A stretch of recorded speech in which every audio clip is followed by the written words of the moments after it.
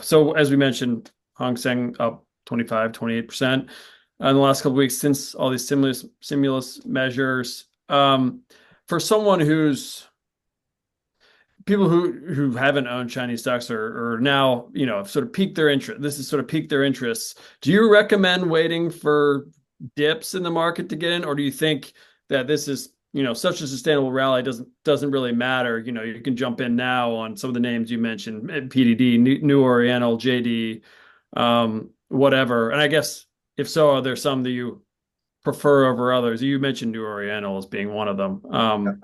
What are your thoughts? Sure. The main way I'm going to answer this question is it always has to do with the time frame, right? It always has to do with the time frame. So there's short term, less than 30 days, intermediate term, multi-week, multi-month, long term, more than a year. So I'm going to answer this question based on the time frame so that Yep. it makes sense to the people who are interested in this market, not yet in, maybe want to add more, right? Depending on their situation. So let's talk about the short term, less than 30 days. Yep. When we think about the short term, things have gone parabolic, right? Things have gone parabolic. Momentum indicators are off the charts, very, very overbought. But it's still a very bullish situation. So in the short term, the macro picture is as follows.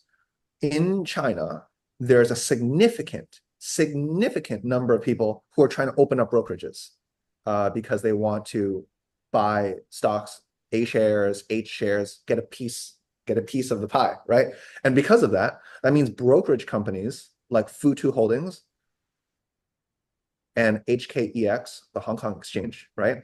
Ticker is, I believe it's 0388, HK0388 for HKEX. Correct me if I'm wrong later.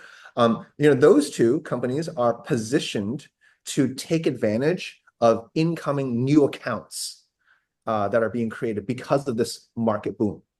So the big picture is a lot of people look at the market, they're thinking they want in. How do they get in? Well, they need to open up a brokerage, they need to trade, pay commission fees. Biggest beneficiary of that are the brokerages, Futu Holdings and HKEX. Now, in the short term, these two companies still have room to run. And why is that? It's because there's no indication that new account openings is slowing down. Perhaps the growth rate will obviously fade at some point, but the number of people opening up accounts and being active in the market is increasing. And longer term, I don't see that trend reversing structurally. So from a short-term perspective, there's more upside. From a long-term perspective, on a deeper pullback, it's a reload entry for higher from a long-term standpoint on those names. So in the short term, big picture on the Hang Seng, on the China ADRs, big part of the upside has happened. I'll also give my DCF model perspective. Believe it or not, in these 3 weeks, China ADRs from Alibaba, Pinduoduo, New Oriental, JD, they went from my DCF bear case to my bull case in 3 weeks. Wow. Yeah. So I model very, stressed scenarios for the bear case. I also model, modestly optimistic scenarios for the bull case. It went from bear case to bull case in 3 weeks. So, Wow. If that's how I give my equity forecast for individual stocks. I have to rely on my DCF model.